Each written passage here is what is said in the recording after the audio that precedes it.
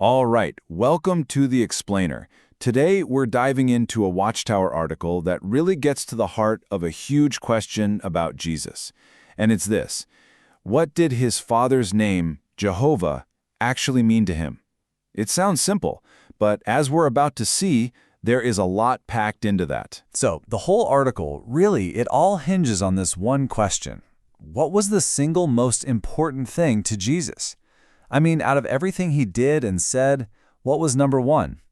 Well, according to this text, the answer comes from a prayer he said on his very last night as a human, and it all comes back to his father's name. Okay, so to really get that answer, we first have to ask ourselves a different question.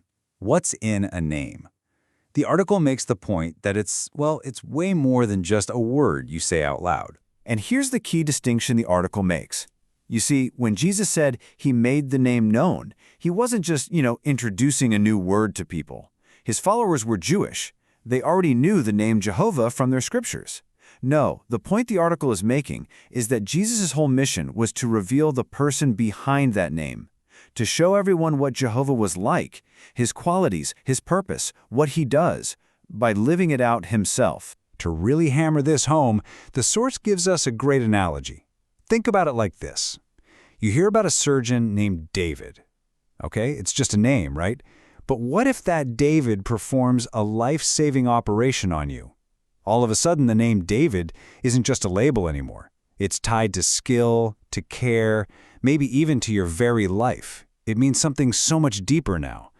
And that, the article says, is exactly how Jesus made his Father's name known, not just by saying the word, but by his actions, which gave that name a whole new depth of meaning. So this whole idea of revealing a character, not just a name, leads us right into Jesus' role as a representative. He was basically acting on behalf of his Father, with his Father's full authority. And you see this in that prayer we mentioned. He asked God to watch over his followers on account of your own name which you have given me. Now the article is quick to clarify. This doesn't mean Jesus' name became Jehovah. Not at all. Think of it more like an ambassador. An ambassador speaks in the name of their country's ruler. Their words carry the full authority of that ruler. That's the idea here. Jesus was given the authority to act in his Father's name. Okay, so why is this role as a representative so important? Well, it becomes absolutely critical when you realize what's at stake. The article basically frames the entire Bible story as this huge cosmic legal battle, a conflict that all started with an attack on God's reputation. So here are the charges, the core accusations in this cosmic courtroom. According to the source, this all kicked off back in the Garden of Eden. Satan basically slandered God's good name. The claims were pretty serious, that Jehovah's a liar, that he's selfishly holding back good things from his creation, and, this is the big one, that nobody, not a single soul, serves God out of pure love. It's always for some selfish benefit. This was a massive challenge thrown down in front of the whole universe, and it had to be answered. So, how do you answer a challenge like that? Where does the proof come from? Well, according to this text, the ultimate, definitive proof, it all came down to the life and death of Jesus. This is really the climax of the whole story.